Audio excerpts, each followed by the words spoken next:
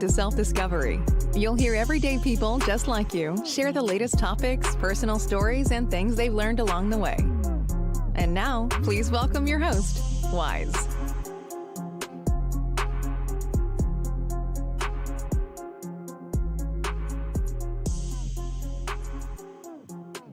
And welcome to this live edition of Stuck in My Mind podcast. I am your host, Wize. I have a very special guest. She's a podcaster as well. She's a former ex-academia, former seller of science and biotech shill. Welcome to the show, Natasha Mott. I don't know what that means, but hey. Thank you. I appreciate the honesty. What's going on? You know, just getting work done, doing the podcasting thing. So what made you get into podcasting? I always wanted to do a podcast, but I was scared to say what I really thought. I was afraid to put my opinion out there, that I would misspeak or say something unscientific.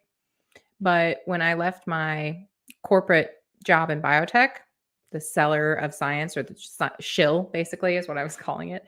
I was like, fuck it. I'm going to say what I want to say, you know? Like mid-cancel culture, I'm like, cancel me. Okay, sounds good. So what made you leave that field? What made you leave it? My soul was like shriveling up, I think. It was a lot of money. I made a lot of money, and I really could care less about that. And I think it actually affected me negatively, because I felt really terrible that I was making so much money doing something that I felt was so useless. So I got a PhD because I wanted to be an academic, and I left academia after I got my PhD because it wasn't compatible with having a life, pretty much. And so I went into biotech, and I knew it wasn't right. I knew I was going to end up leaving soon, but I tried it, and it didn't work out. It didn't fit for you. Exactly. But now you're into podcasting. How is that going? I really like it as a medium. I think it's just fun because I love the thing I loved most about when I was in academia was sitting around the table with people who had looked at something, thought about a problem, and were ready to come and discuss it and cite the evidence and tear something apart. And so I format my podcasts in that way, where we're going to have kind of an intellectual discussion about something. We're going to do our homework, and we're going to come around and we're going to talk about it. So I love it. And let's just put it out there. Listen, not every ex-academia looks like you. Like you're tatted up. You just not everybody with a PhD looks like you. More and more though. Yeah, it is. The times are changing, of course, but yeah, but it's great to. I love podcasting. I have a great time doing it. I love getting to speak to people like yourself who have everybody has a story, and I feel that I'm here to do my podcast so people can come share their stories and share what they're doing out there. And for you to be like, you just wasn't happy. Like, you just shown that even though you're making a lot of money, if you're not happy with what you're doing, it's just not worth it. No. I mean, I was, another podcast just came out today that I was on, and I felt like an ass because I was like, I said on that podcast, I was sitting in first class drinking all the Prosecco and just miserable, I'm like, I hate my life. There were good aspects of my life. I got a lot more time with my family. My daughter was young, and even though I was traveling all the time, I got a lot more time with her. It just was not satisfying for me. The career, the money, all that, No, of course.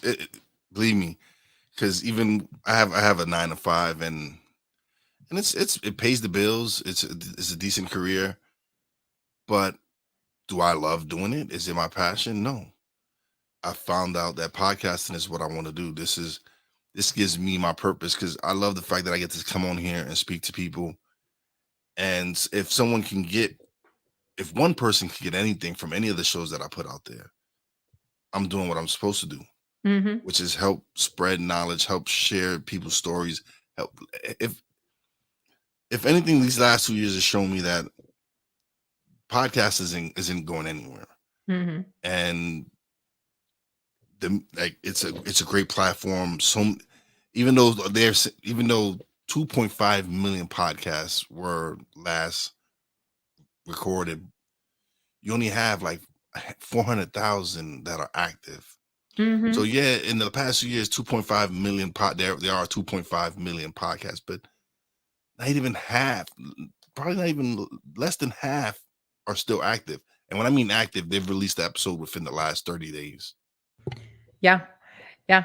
I love thinking about this because I had a guy who I'm bringing on my podcast. I just talked to him. He's a mathematician. And I was like, why are you going on so many podcasts? He did like, I don't know, 20 in the last couple weeks. He's like, he's a mathematical thinker, right? He works on algorithms. He's like, I'm terrible at writing and I need this thing that I'm working on to be out there in some kind of physical medium. I need to get my stuff out there and I don't know how else to do it. So I'm just doing a bunch of podcasts, hoping that it's preserving my idea out there. And I thought that that's really interesting because of all those podcasts that we've recorded, someday in the future, somebody's going to go back through those and find things in each of these podcasts. It's like digital archaeology. I love thinking about that. And yeah, and that's another thing is like my grandson now, he has video reference to see it. Hey, my pop had his own podcast. He did his own thing. And so yeah, I'm excited for where podcasting is going, for where I'm going with my podcast, and it's led to so many different opportunities for me. Yeah. It's weird because you don't expect those things. And sometimes when you let go of your expectations, things happen. And you just kind of, it's really shocking when you stop pushing so hard towards something, the things that open up in front of you. Yeah, It's bizarre. I've started co-hosting a talk show, a talk sports radio show Thursdays and Fridays on my days off. And I've been building a great relationship with the host Brian Snow for the last 2 years.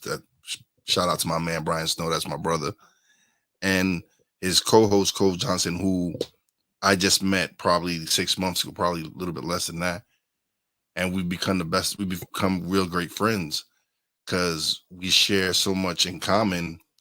But had we not done podcasting, we would have never met. This would have never happened. Mhm. So being able to build the relationships I'm building because of the podcast and the new resources that I'm getting, and just like I said, all the opportunities that are coming my way, I'm blessed and I'm so Mhm. excited Mhm. because it's so much fun. It's like it's work, yes, because I'm an independent podcaster. I do all my editing, I do all this promoting. Mhm. It's work. It's not. Let's put it out there. It's not easy. This is not Mhm. easy, but it's so much fun. I don't even think about the work. I don't even Mhm. think about the labor of what I'm doing because it's so much.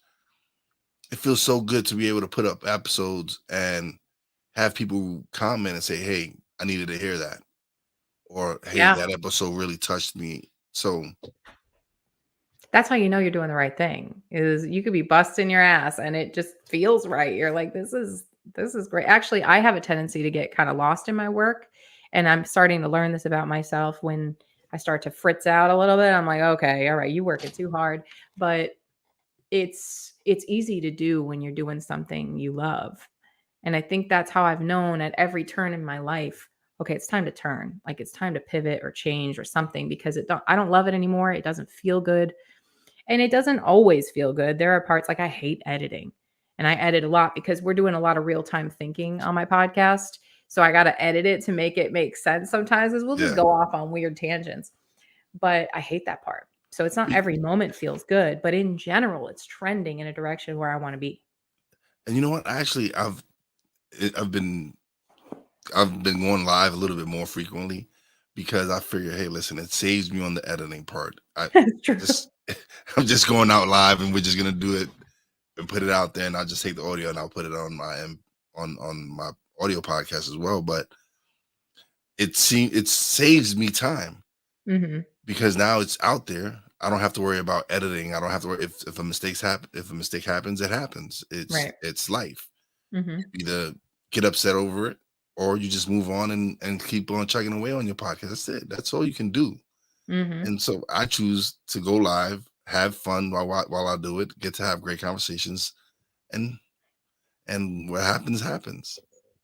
That's interesting. You're right, because a lot of the editing I do, I think it cleans up the audio for people that are here. For my podcast, it's a little different. Yours is probably very conversational. It's about stories. And so I Yes. think people telling the story and the realness of that might work. For me, it's already very intellectual, very heady. And so I think like I just edited something out that my co-host said, and I'm like, boy, you went way down the rabbit hole on that one. And and so I had to kind of get rid of that because I'm like, I think it just doesn't tell the story. So I'm kind of telling the story through editing sometimes. Yeah. Oh no, I feel you. I understand. But going live, I think, is very raw and it's its own thing that works. People love to see that. So Well, I enjoy it because of the interaction. Like recently, I've been having more people interact. People come through and stop by and they'll say what's up or whatever. It's I've been since I've been doing the talk radio show and the interaction we do with the chat and all that. I enjoy that so much. I'm yeah. like, maybe I want to might add this aspect to my show. Maybe I want to go live with my show and be able to interact with the audience. Maybe they might have a question if they catch something you say or something I say, and I would love to be able to answer it at real time. Yeah, that's a good point. I've thought about that too. The only thing is you kind of got to schedule your live stuff so people know you're doing it. Is the only Yes, this is catch with true. that. This is Yeah. true. But I've figured that I'm gonna start going live. Then I'm gonna just start scheduling. I just start promoting it Hmm. now since the next couple of weeks. As I got a couple of episodes lined up that I'm just gonna just go live with them. Nice. Might as well. It helps. It helps me with like I said, more more interaction with my audience. Hmm. And again, it saves on time. I don't have to edit it now. Like Yeah. the time I really have to edit is when I put the audio, and that doesn't take me long to do.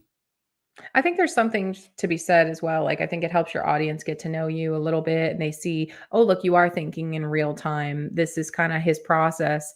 And again, like from the digital archaeology perspective, I think it'll be really interesting to see if they're studying someone in 2022, they can look and see at the lives they did and how they interacted and piece together a little bit more about how that person actually was.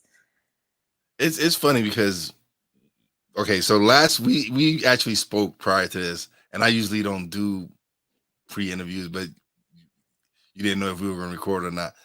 But it was cool because we had a great conversation. It was fun, and we already knew off the back like this is going to be a cool episode because we already know we have the chemistry. We know we can be interact well.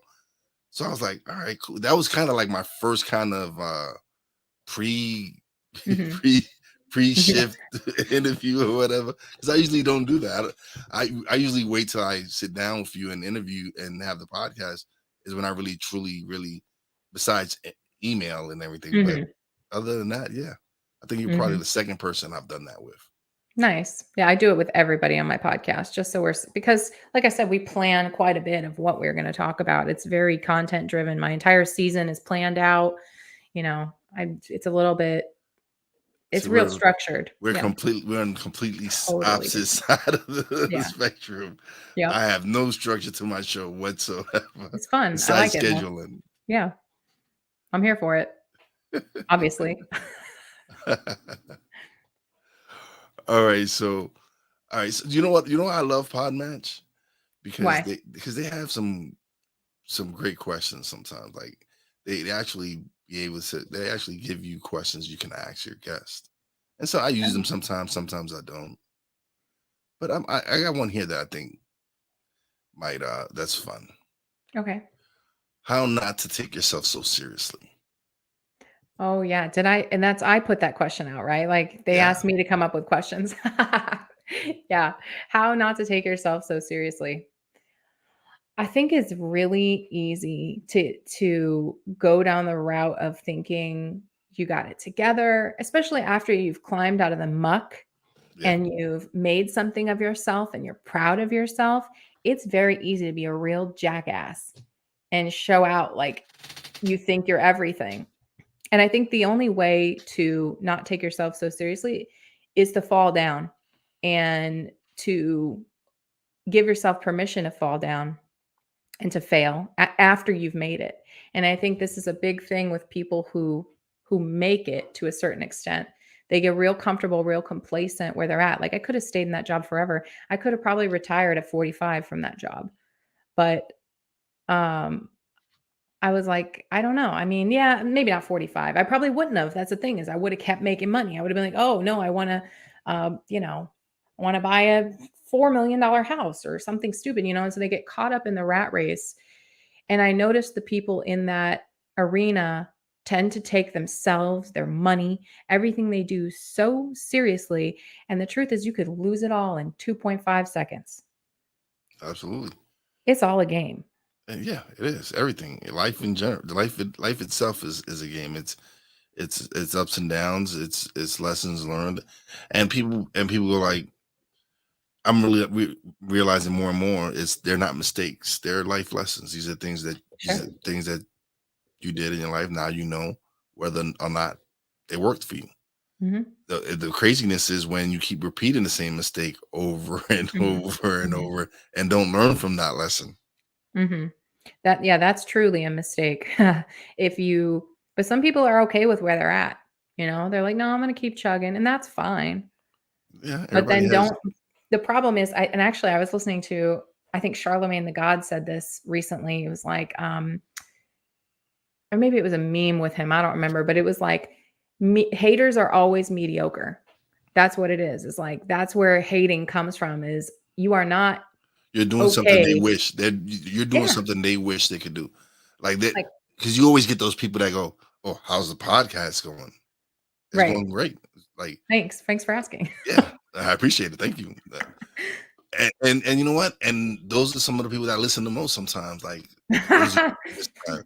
and it's crazy because you'd be like, you hated on me so much, but you're listening to my content, which great. I love it. Keep supporting me. Keep it going, hopefully it changes them and that's what I've found is I actually know someone right now, just kind of like seeing like, because I don't hate these people. I don't like unfollow people and whatever. Like they end up hating me.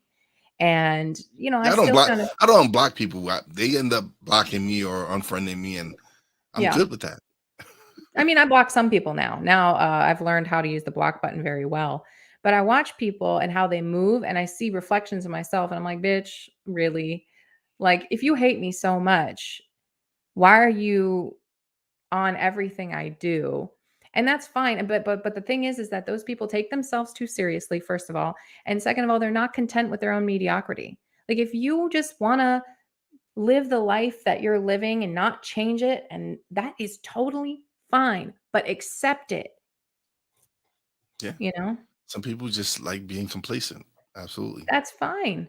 Enjoy There's nothing it. wrong Like, with that. Yeah, there are nothing wrong simple with that. pleasures. I love sitting out on my back porch, just looking out at the birds. That's simple. That's not really being complacent. That's just something you just love to do. I'm talking about people just love. They just happy at, and not even sometimes they're not even happy at. They're just afraid to step out of the box and challenge themselves. They're afraid of greatness. They're afraid to basically they might have and that was one thing that was wrong with me was when I had wanted to start the podcast, I was just making up excuses. Oh, I sound horrible. Who's gonna want to listen to me? My podcast is in a suck, and it was just me making up excuses. And when I finally realized I was failing already, because of the fact that I didn't attempt to do the podcast, just the fact that I didn't attempt it, I was already failing. Right. And people fail to they forget they fail to realize that just because you don't attempt something, oh yeah, you don't fail at it, but technically you do because you didn't even give it a try. You didn't even know if it was going to be successful or not. Right. No, I totally agree. And that's fine. And a lot of people don't want to change their behaviors either, or they don't know how. That's a problem.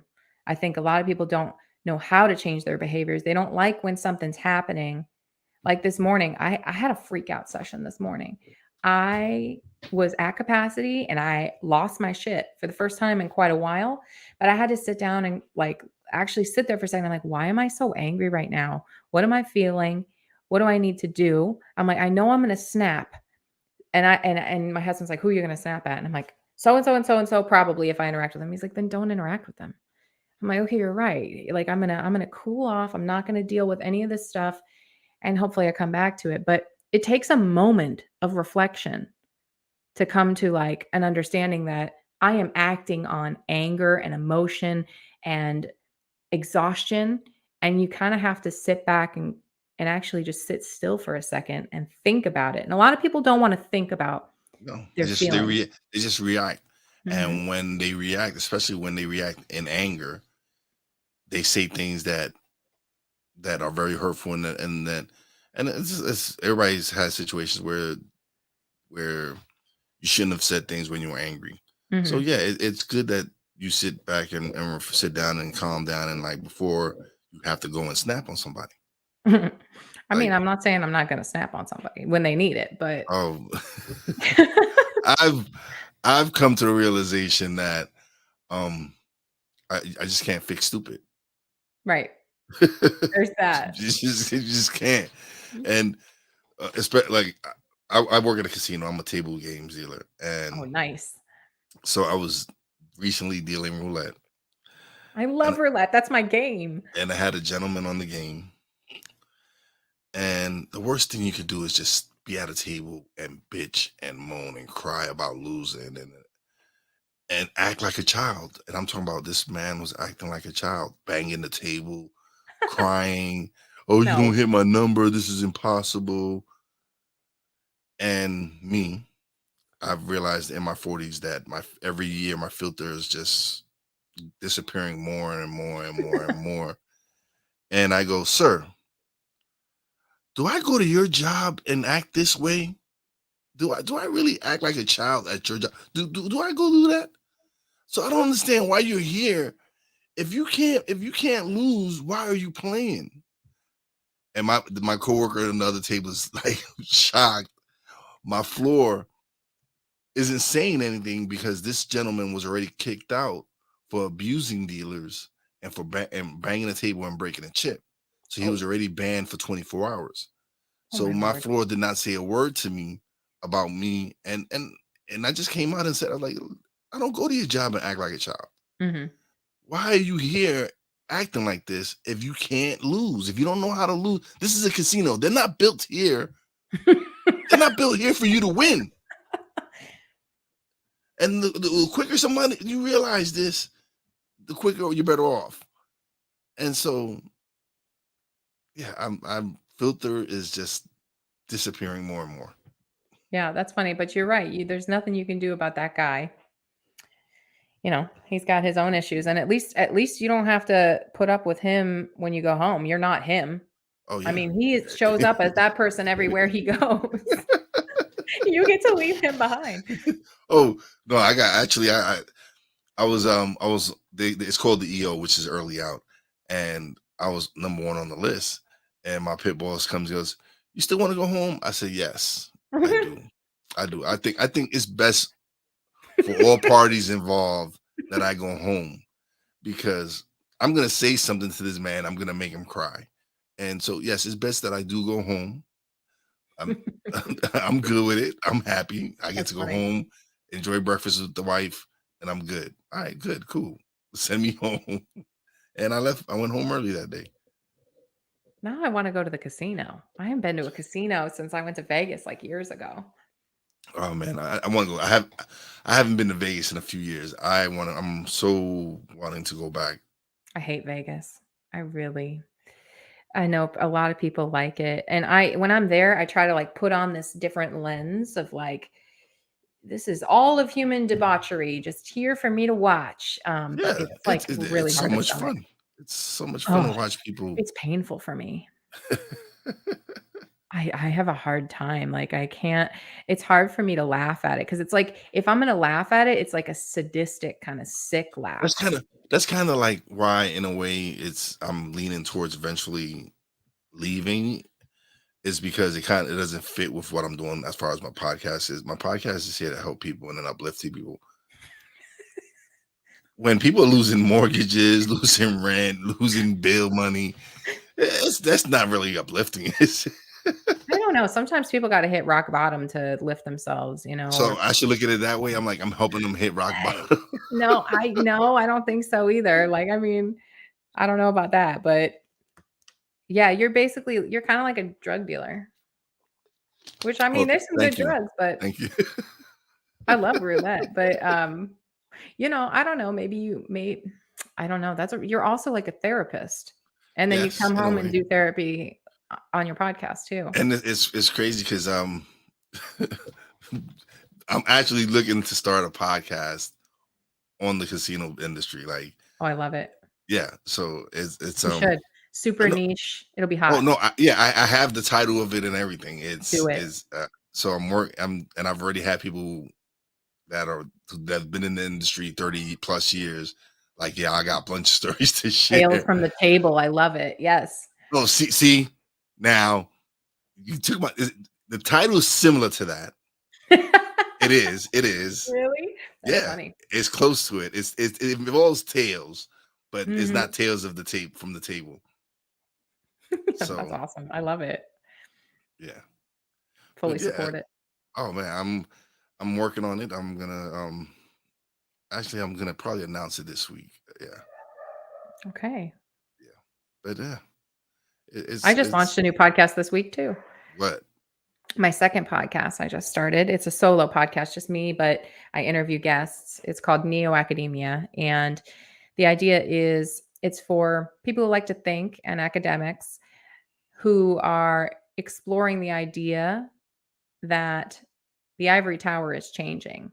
There are academics and teachers and all kinds of people doing stuff outside of the university. Like, what do we need the university for anymore? What is the purpose? That So that's I don't understand. It's because I think this is one of the few places where you actually go to school, and when you graduate from college, you're in debt. You start your career in debt. Like, it's bullshit. It's a scam. I know it It's is. a racket. I agree with you 100%. Yeah. I mean, and oh my gosh, I wish I could show you right now. I just did a TikTok the other day where it was like, name something really weird that you can do that most people can't do. And I used a dry erase marker and underlined my degree, which is on my wall, my doctorate, and said LOL, because the fuck does it mean? Like, you know what I mean? Like, I love the fact that you can drop an F-bomb, whatever. I'm sorry. I am so bad. No, I swear all the time. Listen. One of the people asked me, "Hey, can you swear?" I'm like, "Hell yeah!" Like, I swear it's like, so much. I'm like, You need to stop. if you don't swear, I don't trust you. Like, and I know, I don't mean you got to drop F-bombs every second. Like, it's bad. but It's getting bad. This once in a while, you just gotta just say fuck it. Like, it just happens. I do. All right, I'm going to try not to swear for the rest of the podcast. We'll see how it goes. It's not gonna happen. It's not gonna happen because you're gonna be thinking too hard about it. You're gonna be trying too hard to. No, Okay. it's natural. All right, so you're not. So the rest of the podcast, you're not gonna curse. Okay. Yeah. Okay. No, absolutely, I believe you. Yeah. You should listen to one episode of my podcast. I've never tried to not curse. I don't even try. But now I feel like it's like courtesy. Like, I'm gonna take my shoes off in your house kind of situation. Like, so it's okay. So I think this is cool. How can we use memes to help us learn? Tell me. oh, that's a great one. Well, how many times have you seen a meme that you didn't understand? And you're like, I have no idea what this means, but I want to know. And you look in the comments and you start going, oh. And then you Google something and you're like, what is this? So I think memes plant a seed. And then the only problem is they also tell a story, right? So you have to be smart enough or curious enough to not just take it for face value, because just because it's in a meme doesn't mean it's true, right? Yeah. So I think it's a good starter or segue. It's a good gateway drug into learning for people because they want to get the joke. Okay. And then once they do, then they can decide for themselves whether they agree with it or not. So I think it's actually really good for what's called like dialectic learning, which is holding two different ideas in your mind at the same time. And because you can see a meme and you can agree with it or disagree with it, but can you appreciate that it's funny? Not everybody can appreciate a good meme. Yeah, I mean, that's true. Not everybody's got a sense of humor. No, they don't. It's a shame. Yeah, I love me a good memes. I love to laugh. Gotta I enjoy think life. most people don't say that though. I don't think there's a single person who doesn't think they have a sense of humor. I think everybody thinks they have a sense of humor. You think everybody thinks? No, I know I some people. do. I know some people. I feel that they don't have no sense of humor, Well, we or don't feel just like it, but if they might feel you like ask them and you said, "Do you think you have a sense of humor?" They're gonna go, "Yeah, of course I do." they might think they're hilarious. Yeah, it's true. Or like, "I just don't like the same things you think is funny." You ever hang out with someone and you're like, they laugh at something or they wanna show you like a video or something and you're like, Yes, because that's not gonna work." me and the wife find two completely different things funny. Like we're completely like I love watching stand-up comedy. Me too. She's not. She's so what? She'll watch a nice funny movie, but she's not really into stand-up that way. Mhm. So yeah. And then she'll laugh on something on TikTok, and I'll look at it, and I don't really find the humor in it. But I love this. This is like the classic heterosexual relationship these days. Is a wife shows the guy something on TikTok and he's like rolls his eyes. Like that's exactly what it is now. how you figure that? Oh, come on. Like who can't relate to this? Like your girl shows you something on TikTok and you go, "Oh gosh." You're like, like you don't think it's funny. I mean, I'm not saying everything. I'm not saying everything she shows me is not but it funny. 'Cause happens. there's some funny stuff. There's some funny stuff that she sends me, and I'm dying. Yeah. But then there's some things that I look at it and I'm like, yeah, it's not that funny to me. I think men and women are on TikTok for different reasons, mostly. Um, maybe, yeah. What do you think? I don't know because me and her on it for two different reasons. She's on Exactly. it to entertain herself and laugh. I'm trying to get there and build up an audience. Mhm. Mhm. So I yeah, think so. we're there. We're there for two different reasons. I think so. Yeah. It's fascinating, right? I mean, everybody's out for kind of the same reason, ultimately deep down, but the algorithm is so fascinating. You could do a show just entirely off of like a famous person's algorithm. So take like, I don't know, Kim Kardashian's algorithm, make an Yeah, entire show of just scrolling Kim Kardashian's algorithm to see what she there probably is something watches. like that. There probably is something like that. I'm sure there's a TikToker or Instagram, somebody who's following her feed and just sharing her feed. Mhm. Might be Yeah. That's a when free when you idea. You can take that and run with it. Throw that one out there for Yes. free. So, Now so somebody's listen, gonna all do right. it. Yeah. So yeah, somebody's probably out there gonna listen. Like, hey, that's not a bad idea. Yeah. Well, 'cause Hire. it's interesting, right? Has your friend or your wife ever given you their phone and you look at it and you kind of start scrolling and you're like, "What the hell is this? Like, really? Like, this is Well, what you okay. watch?" So no. So her phone, like my wife loves slots. She loves slots. So she has so many different slot machine games on her phone. It's ridiculous. Is she work in a casino too? No, Oh, no, no. She doesn't. what She loves is that? slots. That is such a curious thing to me. What is it? And you know what? TikTok, I liken a lot to gambling. I think about TikTok a lot in terms of gambling. Like, have you ever gone live on TikTok? No, I need to. So though, I have a friend that he goes live frequently.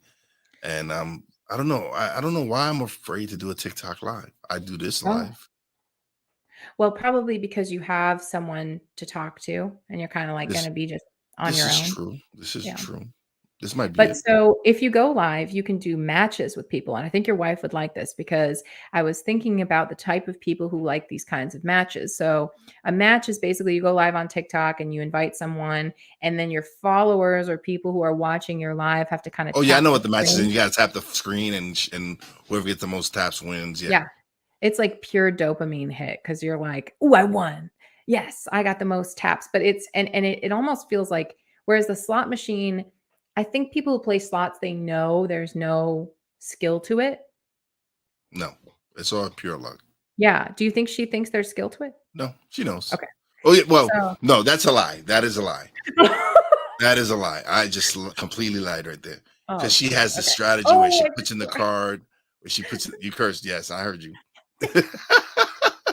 But she has this strategy where she pulls out the card, puts it in, she rubs the tape machine, so she Oh, pressing the okay. button. So Oh, I guess I guess it's not strategy, it's more superstition than ritual, anything. Yes, superstition. ritual. Yes, more ritual is more like it. Yes, she has her rituals that she does when she plays the game. So in a way though, she does think it's strategy because she thinks if I remember to do all the things I say, say my, our Father Well, before I not do it. all that, not as far as Yeah. that, but I mean, she really thinks that if you take out the card and then knows that you're not playing, it might just think it's another player, and it might whatever. I don't know what she She thinks thinks. there's some kind of like hack to it.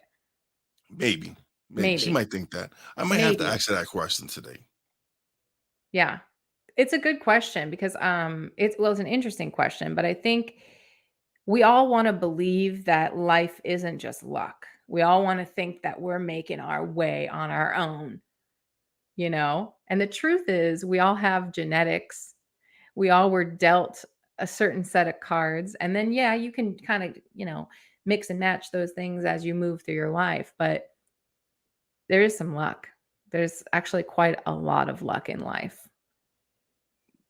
It yeah. But listen, I've benefited from her luck. She's hit the jackpot quite a few times. So, Oh, and really? when I mean jackpot, she's hitting a couple of like more than over 10,000. So, yeah, So you got all she your money back that she spent? hell no, You did not benefit. In the long hell run, no, you hell have no, not benefited. because it's not my money she's spending. It's her money. I mean, you're married, This is technically, true. This is true. Yes, shared. yes, That's yeah. funny. This is interesting. I like this conversation. Because we even go listen. We talk about everything here. We talk about marriage life, everything. And but I enjoy talking with people, and I love for them to come on and just show that they're just regular people. Like yeah, Mhm, some people come on here that they have a book to promote or a mhm, program they want to promote, but at the same time, I also want people to see that they're regular people. mhm. They're just like you and me, and they're just doing certain things. Yeah.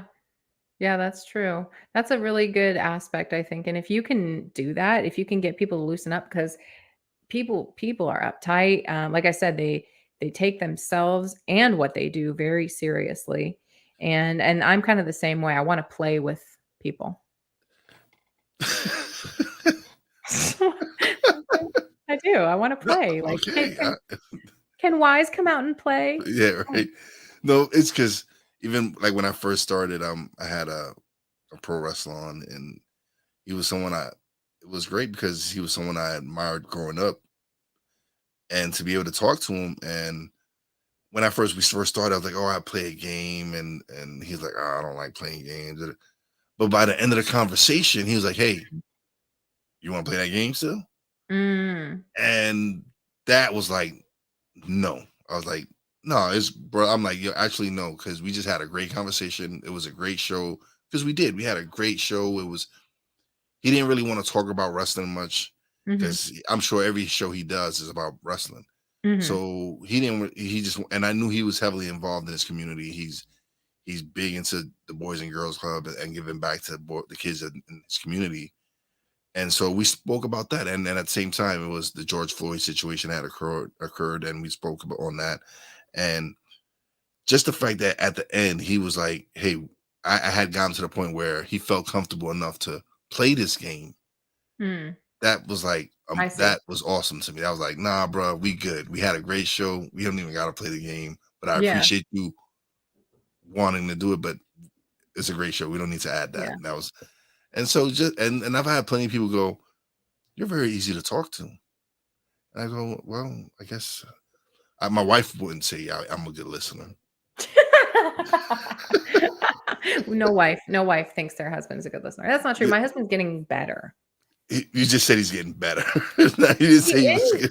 My husband is that's one thing about that man, he will always improve, and, it might take a little pushing, pulling, whatever, but, I don't expect a finished product. None of us are. Oh man.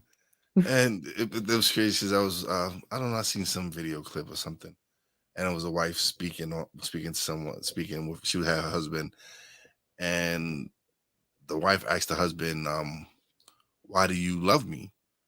And his answer was, because I choose to. Mm. And I thought that was like deep. That was heavy Yeah. because my wife is always asking that question, like, why do you love me? Why? If I'm such this, and that was my, and that I'm thinking like that's my response. That's my, like, I because love I it. choose to love you, because even though you're this and this, I still choose to love you. It's I say this all the time. You're not gonna believe it, but I say this all the time. I actually have gotten into an argument with people about what is love, and I say love is a choice. And my aunt actually told me this. My aunt and I were talking about relationships in her marriage, and she's been married a long time. And I'm like, how have you guys made it through?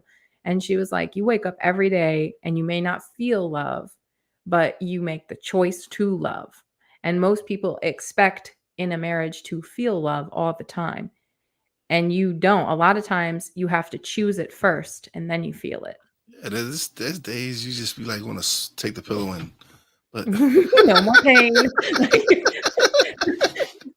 You just stay right there.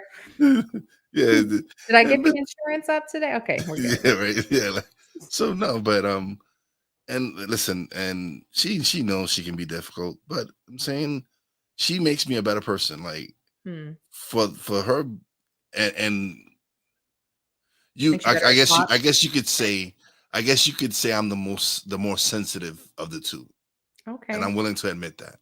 I am actually willing to admit that. Wow. Okay. Yeah, I'm That's probably am the interesting. more sensitive of the two. That took a Yeah. lot to say. Wow. Good for you. Yeah. I think a lot of strong women have a hard time being vulnerable and sense. It's not that they're not sensitive, but they sometimes cover it up. I don't know if this is your wife or not, but She has a tough shell. She had, mhm.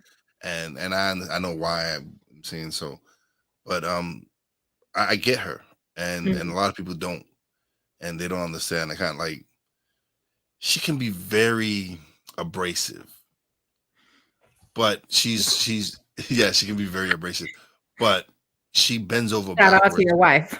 She but she bends, but when you're her friend, or she's doing something for you, she bends over backwards. She like Mhm, tries to help you as much as possible.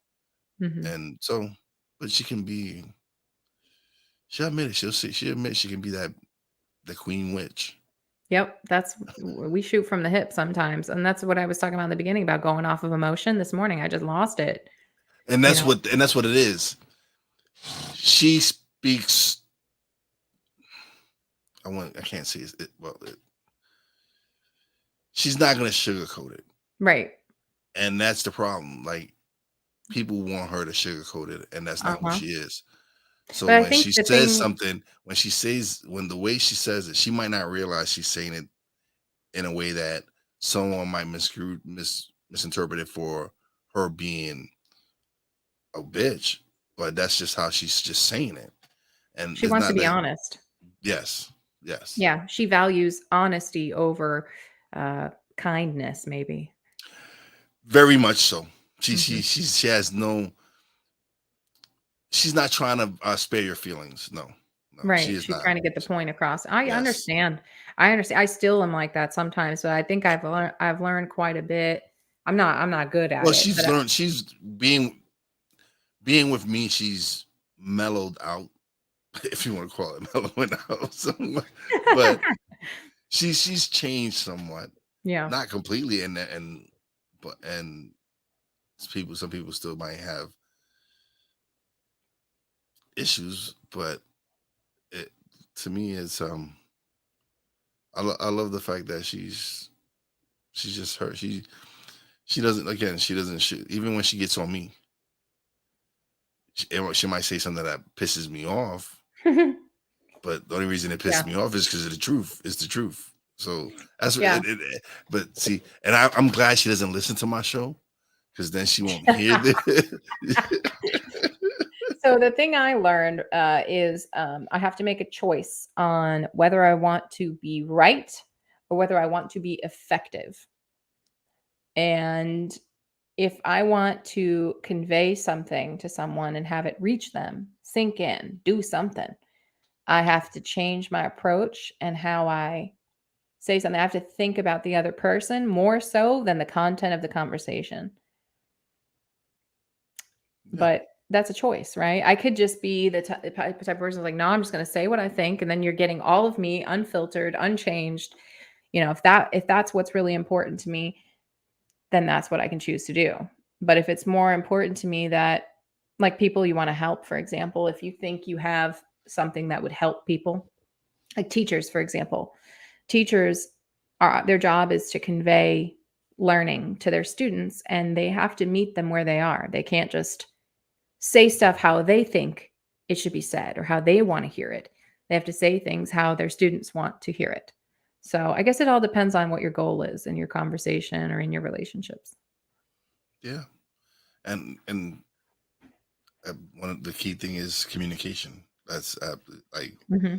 and that's Yeah. something she's always talking about. Oh, you need to communicate with me. And sometimes, yeah, there is some miscommunication with us, but that's it. It's life. That happens. There's everything. We're not always going to be on the same page, but for the most part, Yep. 98.7%, we're probably on the same page. Yeah. It's cliche, but I've had one of the best marriage counselors I could ever wish for. I've had therapists my whole life, and this guy's amazing. But the key thing he said is you need to connect every day. You need to connect, you know? So my husband and I are lucky enough to work from home. And so we have coffee together almost every morning.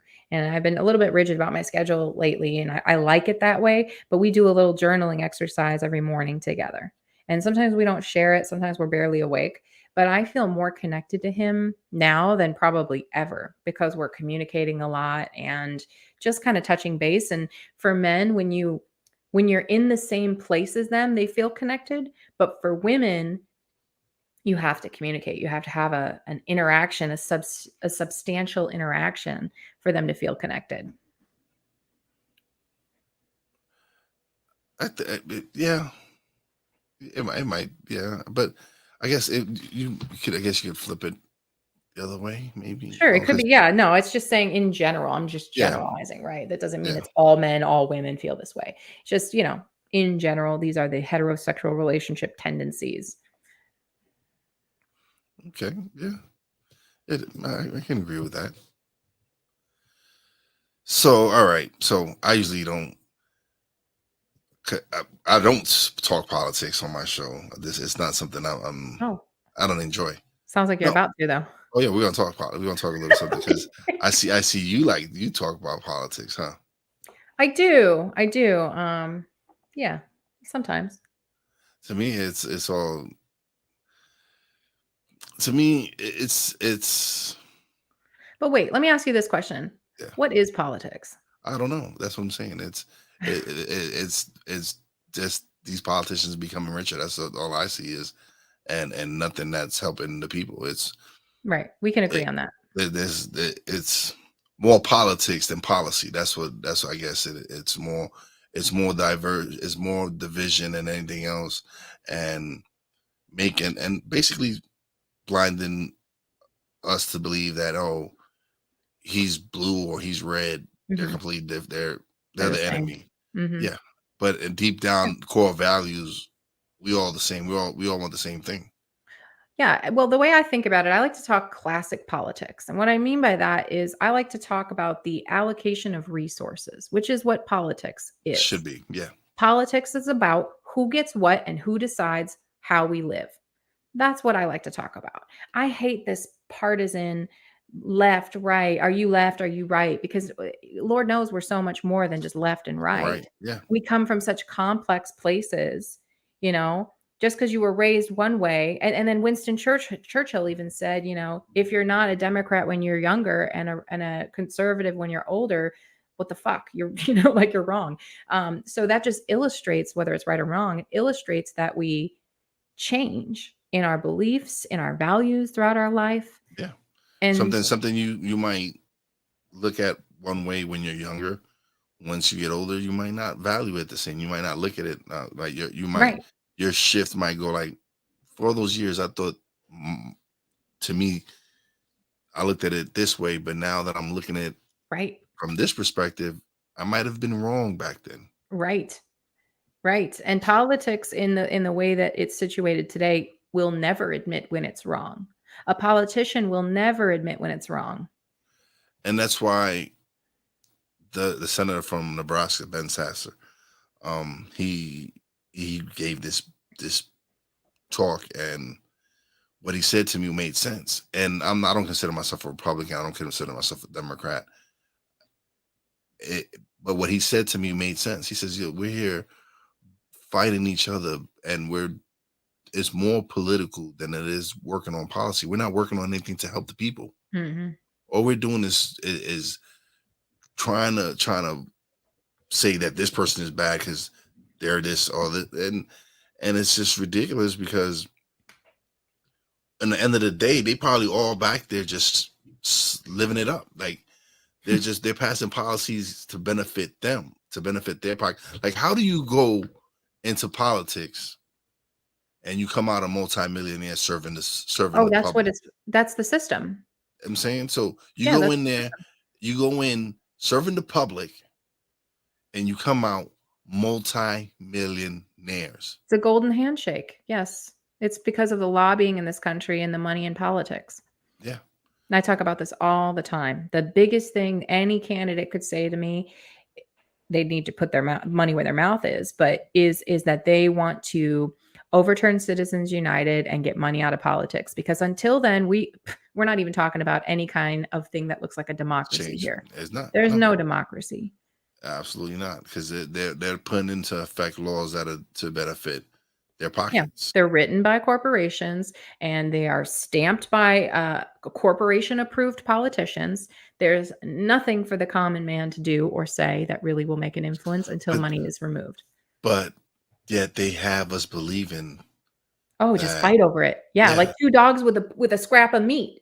Yeah, they got us fighting for scraps. Right. And they're up there living it up. Yeah, I agree with you 100%. Not only that, but they have us fighting about things that will never be solved. Like, for example, I saw someone, this is where I get real sarcastic and persnickety, but someone said in their Bumble profile, like I'm on Bumble looking for friends because I just moved.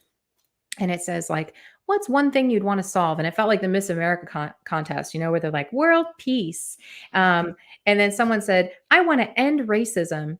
And I was like, I just had to laugh, because I'm like, as long as there are different races, there will be racism. I mean, right? Like everybody has their own culture or their own set of traditions that they value and think are great, right? Otherwise, they would switch and do somebody else's culture, but they don't. So as long as there are differences, there is going to be bigotry. As long as we have anything different from each other, we are not going to be the same, and we're going to hate each other for something. As long as we can't accept people for who they are, that's the problem. We can't accept each other for who we are. We can't let that person be that person and me be me. Yeah. Why do we all have to be the same? It makes no sense to me. We're all uniquely different. So why do we all have to follow the same thing? Why do we have to be? It's the programming. They got us issuing. They got us fighting over stuff that can never be solved, because they're like, oh, that'll keep them busy for a while. Oh, let's talk about abortion. Let's talk about gay marriage. Let's talk about all these things, these issues that will never be solved. Meanwhile, they're over there cutting checks for each other. Yeah. Yep. So now it's just a time where the Democrats are going to make a little bit more money because they're in power. Mm-hmm. And when the Republicans are in power, those Republicans are going to make a little bit more money. Mm-hmm. At the end of the day, they're all lining their pockets. And a lot of people are dumb enough to believe that if they show up at every election and they do their part, and they think that they're going to have some change or something. I was one of those people too, but over time you learn. But the truth is, the only way anything's ever going to change is if we, the people, come together and fight for something, one thing. This is why Democrats have always struggled, because they value care and compassion over efficacy. Republicans value getting shit done. They don't care. They're like, okay, we agreeing to do X. You shut up, we're doing X. And they're like, all right, fine, we're all doing X. Whereas the Democrats are like, no, I want to do this. No, I want to do that. I want to do that. Well, we want to take care of everybody. Meanwhile, the Republicans just kicked everybody's ass. Yeah. So I agree. That's I just agree the with way you. it is. No, I agree with you. It's ridiculous, and again, that's why. Because when I first started podcasting, that's what I would come on and I'll talk about the news and work and Oof. politics, and I was just not enjoying it. Oof. And so when I switched it to conversation pieces, I'm like, Yeah. all right, this is more my style. This is more what I want to do. Good. So that's what I have fun doing what I'm doing. But look at that. Oh man, look how so you don't even know time flies when you're having some great conversation and just having a good time. Yeah, I loved it. But now is the time where you get to promote, plug everything. Yeah. So I guess I'll promote my Substack, because if you go to my Substack, you can get access to everything I do pretty much. I have 2 podcasts. One is a challenge podcast about science, philosophy, culture, where we do something wacky. Like last week, I went and spent 4 hours in nature and recorded all my observations. And we talked to an ecologist, conservationist about this, and we made fun of it and laughed and joked and talked about naturalistic intelligence. But we do a challenge every other week, and then we come back and talk about it. And then my other podcast, NeoAcademia, like I said, is kind of exploring the boundaries of the ivory tower and talking with really, really elite scholars, and then also people who are teaching on TikTok. So it's kind of juxtaposing to really neat places. And I write on Substack as well. So you'll be able to get all of that on theorygang.substack.com. All right. Thank you, Natasha, for coming by, and this has been fun. We Yeah. gotta do this again. Yeah, it was a lot of fun. It was great talking to you. And ask your wife about the slots. I will. I'm gonna ask her. I'll ask her, what is it superstitious, or is it, does she have a strategy? You got the skill. There's a skill. But don't leave just yet. We're gonna chat a little bit. But now it's time for shout outs. Big shout out to the Real Wise fam, Poppy J, Brandy J. Love you guys. Big shout out to the boss lady, Fina. Love you, baby, and appreciate you. Big shout out to our guest, Natasha Mott, for coming through and sharing and dropping the F-bomb here and there and all that. And as always, a big shout out to all the essential workers out there. God bless y'all. Be safe. You know how your boy Wise does it. Peace out. Thanks for listening. Listen on iTunes, Podbean, Spotify, and TuneIn. Find us on social media on Twitter at @wise_b_blunt, Instagram at @wise_b_blunt, and a Facebook fan page, www.facebook/wise76. Check back soon for new episodes. Until next time, peace out.